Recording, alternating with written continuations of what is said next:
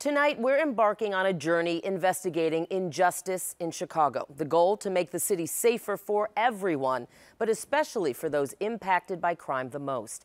CBS 2 investigator Dorothy Tucker spotlights a troubling pattern that's been ignored for years. She joins us now with more. Well, Dana, our investigation for the first time reveals the truth about who criminals are really targeting. We analyzed a lot of data, poured over pages of crime reports, and in the end, we discovered the one group that bears the brunt of crime in Chicago looks like me. We begin tonight with breaking news. Reports of multiple people shot on the city's west side. It's all we think about. Multiple suspects walked up to the victim demanding his car. Our biggest fear. Breaking tonight, 4 teens, 3 15-year-olds and 1 16-year-old, all shot while on a front porch. Being the next victim of a crime. The man stumbled down the Chinatown platform, bleeding from his neck from a gunshot wound. But what are your chances? We're not just talking about 1 or 2 robberies here. We're talking dozens of them. Who's really the most at risk? Is it white men, white women, Asians, Hispanics, black men? No, it's not. It's women who look like Tonia Thomas. It's scary. According to Chicago police crime data for 2022, when you look at all the offenses, count all the victims, black women are the most at risk. It's not fair. Unfair because that 67,000 means 25% of crime victims are black women. But they make up only 16% of Chicago's population. And when the CBS 2 investigators kept digging, we discovered even more disturbing data. Black women represented more than a third of kidnappings, 35% of assaults, 38% of batteries attacked and injured, 40% of rape victims. And let this sink in. Black women are 52% of human trafficking victims.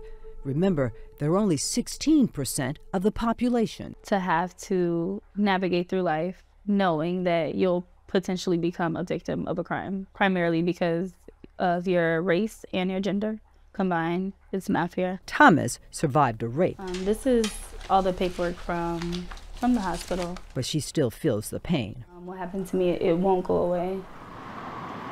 It happened here, this West Side apartment building, at a friend's party. I did have a couple of drinks, but nothing too crazy.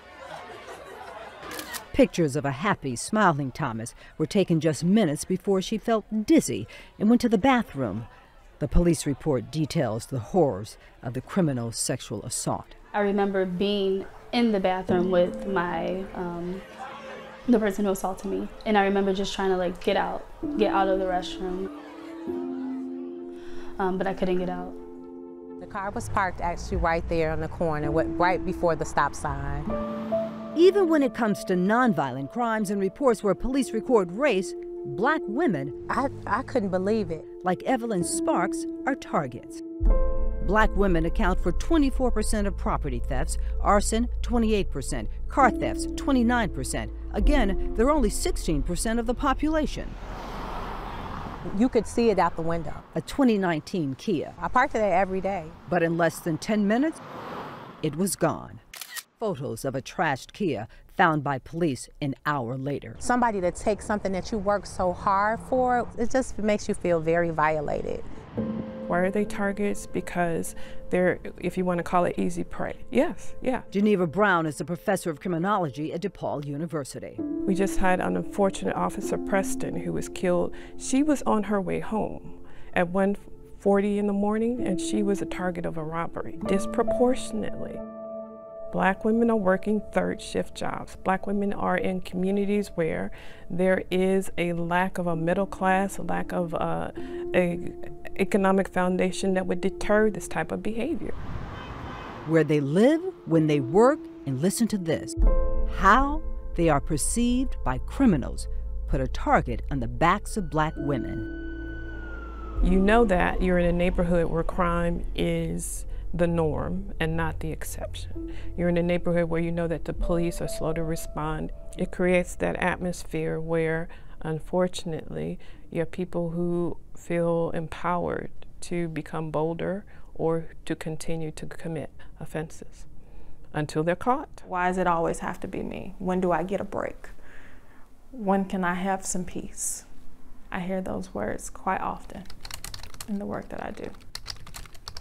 Gabrielle Molden-Carwell works as a trauma therapist, helping Black women cope with their emotional pain. It's disheartening and it causes self-doubt because something must be wrong with me. She knows the trauma of sexual assault, not just because she treats survivors. I've seen it in my mom. She's lived with it. I've seen it in my grandmother on my mom's side. I've seen it for myself. And how old were you?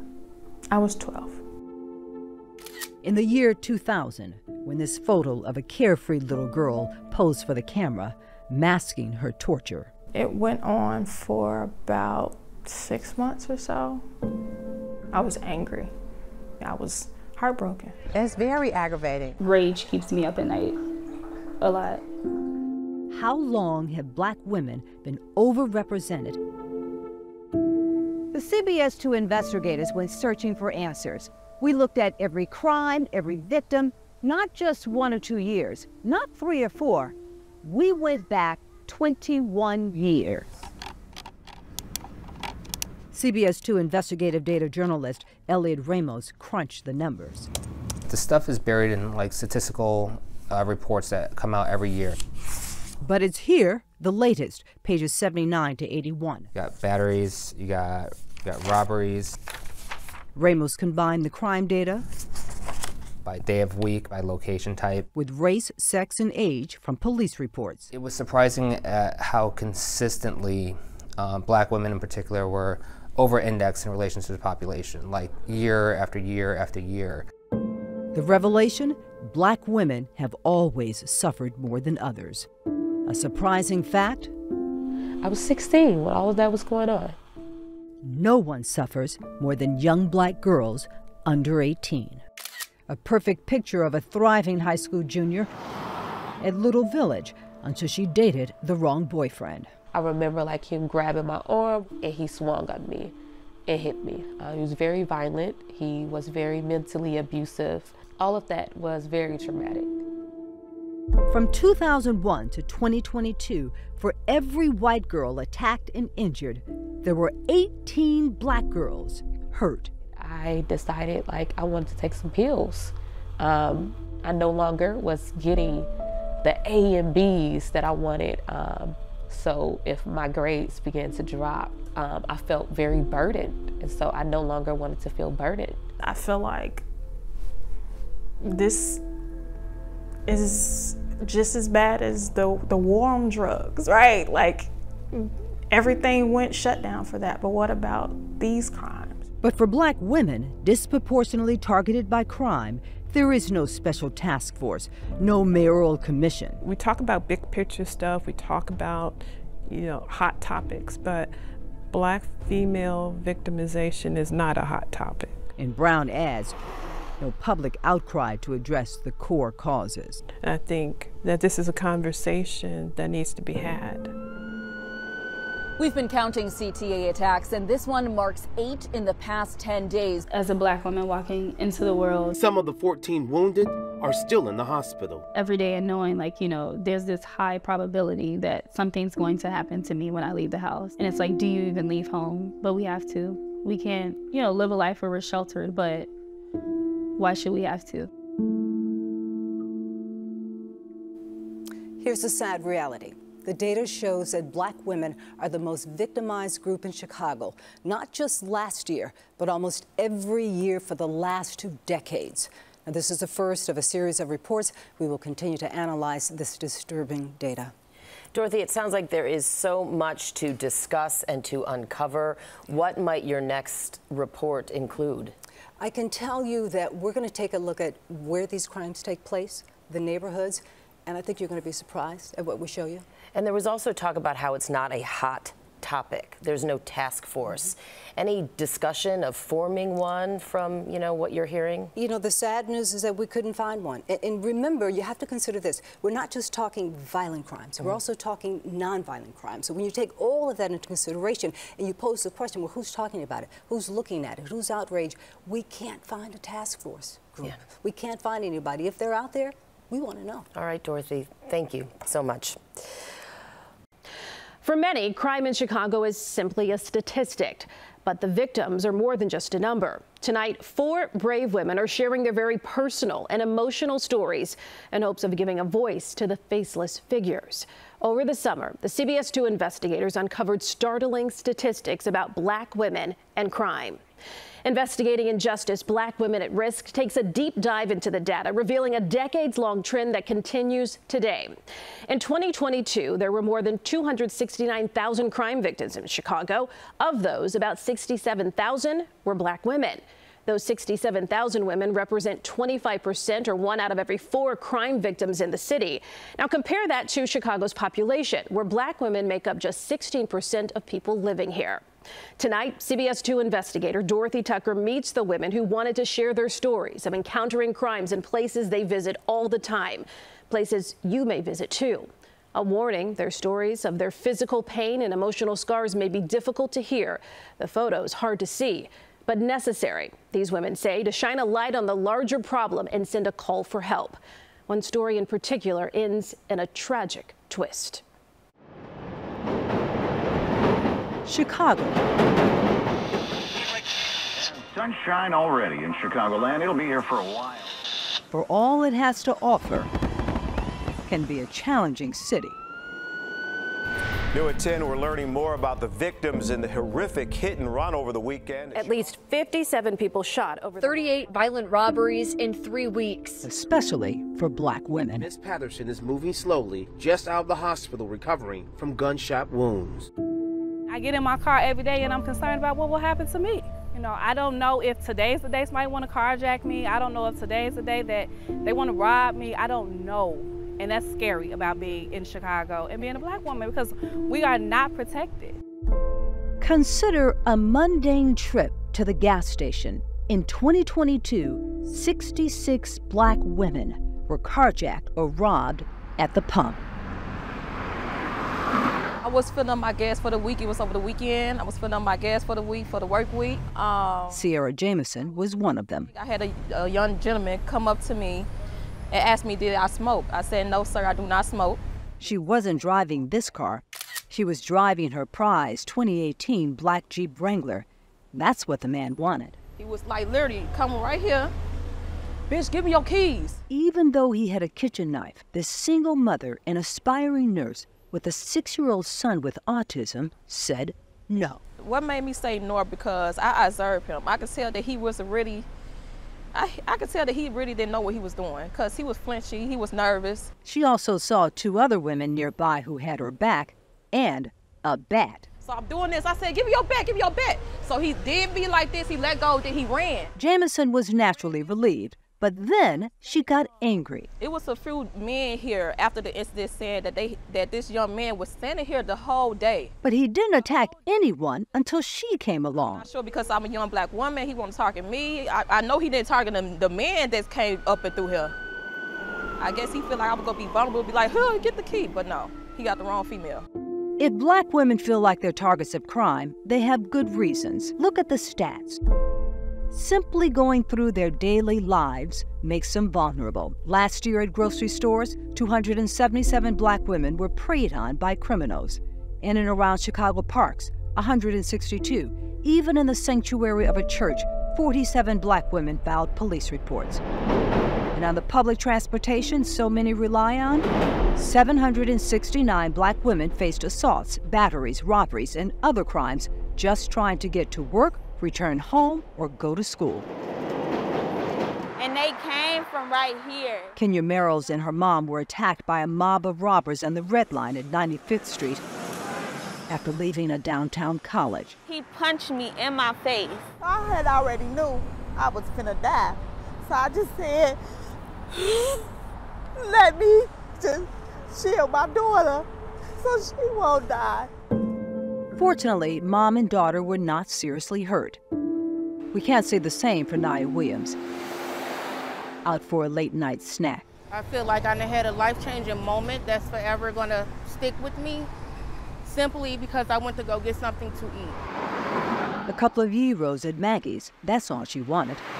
It was here in Bronzeville a few months ago where her life changed. I wasn't in an argument with anyone. I wasn't at a party. I wasn't caught in a crossfire. The police report listed the incident as a street crime. Last year, 1,130 black women were attacked and injured on Chicago's streets. I was targeted. 3 strangers, unprovoked, started screaming at Williams inside the restaurant. Then they followed her to her car. That night, I feared for my life.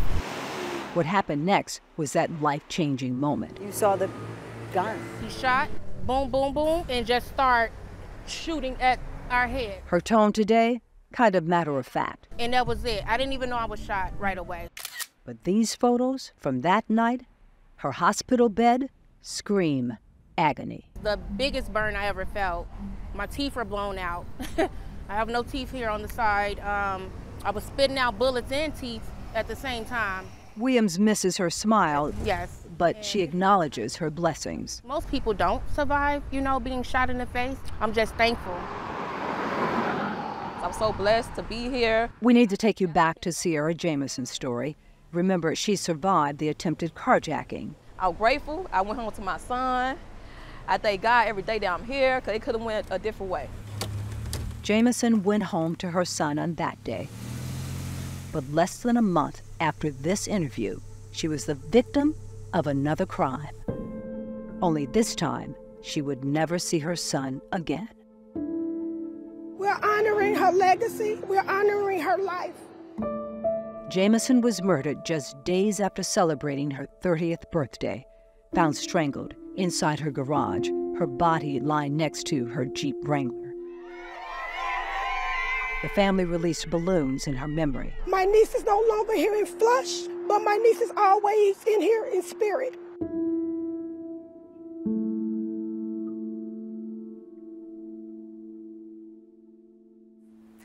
What happened to Sierra Jamison is a tragedy. To bravely fend off one attacker, only to lose her life to another. Danger lurks constantly, consistently for black women in Chicago. They are disproportionately impacted by crime more than any other group. This is a problem that needs to be exposed, and that's what we will continue to do. Dorothy Tucker, CBS 2 Investigators. Something must be done. That's the response to a CBS 2 investigation that analyzed 20 years of crime data and discovered an alarming fact. In the city of Chicago, 1 out of every 3 black women is a victim of crime. CBS 2 investigator Dorothy Tucker is here with more reaction to her series Investigating Injustice. Dorothy? Where more than 100,000 people viewed our reports about black women at risk. Some of them called, others emailed, and thousands posted their comments on social media. Those reactions range from outrage to concern to frustration. But one city council member is now calling for action. Shock, sadness, unbelievable. That's how 36 Ward Alderman Gilbert Villegas reacted after watching our CBS 2 investigation. Well, we've heard it, on the peripheral. Black women are being disproportionately impacted with crime. But your segments really put it into context. Our investigation included 20 years of crime data that we received through Freedom of Information request. We analyzed 8 million profiles accounting for race, age, and gender. What we discovered was alarming. It's scary. Black women make up only 16% of Chicago's population, but last year they accounted for 35% of assaults, 38% of batteries, 40% of rape victims, and 52% of human trafficking. To have to navigate through life knowing that you'll potentially become a victim of a crime, primarily because of your race and your gender combined, it's not fair. Tonia Thomas was raped. We shared her story and a few others, but the one Villegas remembers most is Sierra Jamison. The carjacking ending in a murder. In December of 2022, Jamison was the victim of an attempted carjacking. We interviewed her in August of 2023. I was filling up my gas for the week. It was over the weekend. Before we could even air the story, Jamison was murdered. I think it's important that the city of Chicago put forward some type of initiative to deal with this important issue. His recommendation: to establish a task force. What I want to do is get folks together from Department of Family Support Services, Chicago Park District, Chicago Police District, Department of Housing, and the mayor's office to figure out what we can do and talk about first what the problem is. Also on the list? Maybe hear from other people that have been impacted by this, hear from families, and really honored to speak on this because I think that this is about social justice. Alderman Villegas says he has already reached out and gotten the support of Alderman Stephanie Coleman, who chairs the City Council's Black Caucus. Villegas plans to introduce a resolution to establish a task force as soon as possible. We will keep you updated on his progress. All right, Dorothy, thank you. You couldn't have told me that it was that bad, but when I think about, well, who do you know that hasn't been a victim of a crime? Cook County State's Attorney Kim Foxx reacting to a CBS 2 investigation exposing an injustice woven into the city for decades. New analysis from our team shows black women accounted for 30% of all crime victims in 2022. That's nearly 1 in 3. CBS 2 investigator Dorothy Tucker reached out to Fox for her reaction to our reporting because she's not only the county's top prosecutor, she's also a victim. What followed was a raw, emotional, and candid conversation.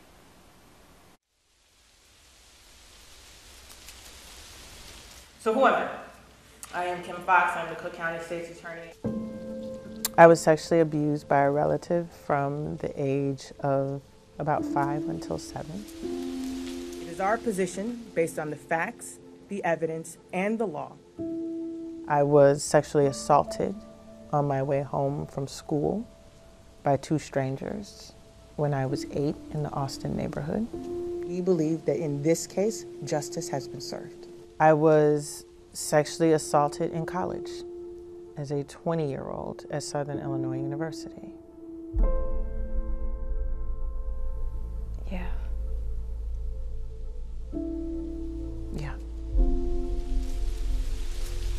There have been moments where I can feel, smell, taste what happened to me. And I find myself saying to myself, look at the leaves. Look, I'm gonna do a clap sync, just for safety. We wanted to interview the county's top prosecutor to get her reaction to our CBS 2 investigation. I was heartbroken. It's very aggravating. Rage keeps me up at night. A 20-year analysis revealing how black women in Chicago have always borne the brunt of crime. They make up only 16% of the population, but account for an alarming percentage of victims of violent and nonviolent crimes. I'll be honest, Dorothy, I did not want to look at your story. We now understand Fox's initial response. Her trauma is generational. My mother, my aunts, my friends, myself. Fox has publicly acknowledged her childhood abuse. I am a crime survivor. At a survivors rally in a crowd of women and men, I was sexually assaulted as a child. Fox explained the importance of speaking out. I am here because I want more than anything to make sure that what happened to me does not happen again to me or to any of us. As a black woman walking into the world. Fox finally found the courage to watch our story. And out of respect for you and your work, I did watch. She also found the courage to be more candid with us about the little girl with a big smile. I was in my mother's womb. I was in my mother's womb, and I wasn't safe. Fox's mother, Ganelle Wilson, was 8 months pregnant with her baby girl, living in the old Cabrini Green housing development and getting ready to celebrate her son's first birthday when a stranger broke into their home. And she woke up in the middle of the night to find a man standing above her with a knife, threatening to kill her if she didn't tell him where the gifts were that he saw her bringing in for my brother's party. So for the entirety of the life that my mother had, that I lived with her, she never had a peaceful night's sleep. And we learned to live with her screams. You remember those screams? I sleep with those screams. Fox's childhood memories are gut-wrenching. This is where the leaves come in. I don't talk about it in depth publicly often. Because if you dig down into it, it is almost like it happened yesterday. The year, 1980. Place, Austin Community, near Byford Elementary. The second grader was on her way home from school when she was snatched and raped by two men. She did what she had to survive. The survival technique when you are being assaulted in that fashion. I remember it was an abandoned building, looking out at a tree and focusing on the leaves. The leaves. Today, they're a reminder of her strength. In the grips of the most difficult time of this job, I would write daily, look at the leaves. It'll be over. Despite her heartbreaking history, by day of week, by location type, with race, sex, and age, Fox found the data, the numbers, the hard truth jarring. Jarring. Here's what hit home for the survivor of sexual assault. Black girls suffer more than any other group. From 2001 to 2022, for every white girl attacked and injured, there were 18 black girls hurt. You couldn't have told me that it was that bad, but when I think about, well, who do you know that hasn't been a victim of a crime? Even as the county's top prosecutor, How they are perceived. Fox was stunned by the findings in our investigation.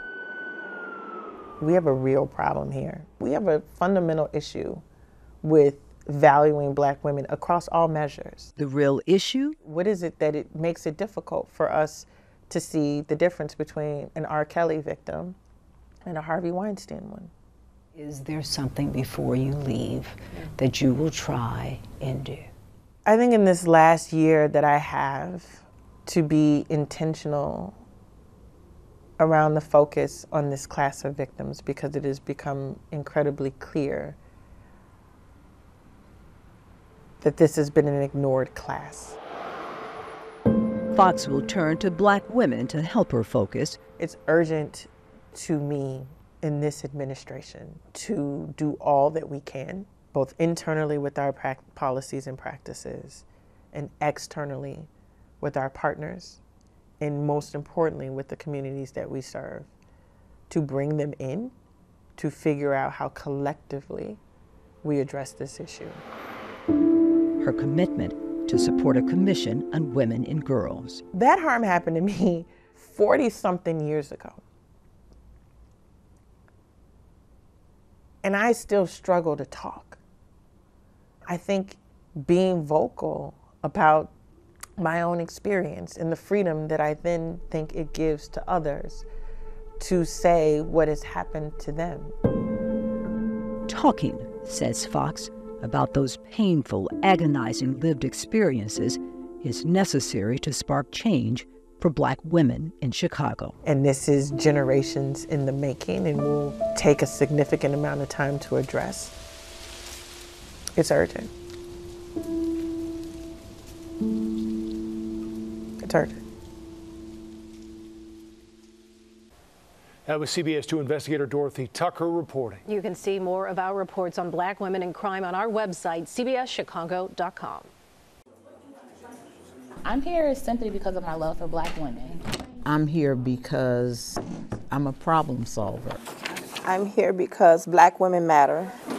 I want generations after me to understand that the color of our skin is important and that change needs to come about today. They are leaders in the black community, directors of social service programs, heads of multi-million-dollar foundations. I am also, and for some, a black woman who has also been a victim of crime. It's personal. Welcome, friends. It's professional. Welcome, beautiful women. It's a call for action as they gather around a huge table at the North Lawndale Employment Network. What can we do as women to talk about the data from our CBS 2 investigation?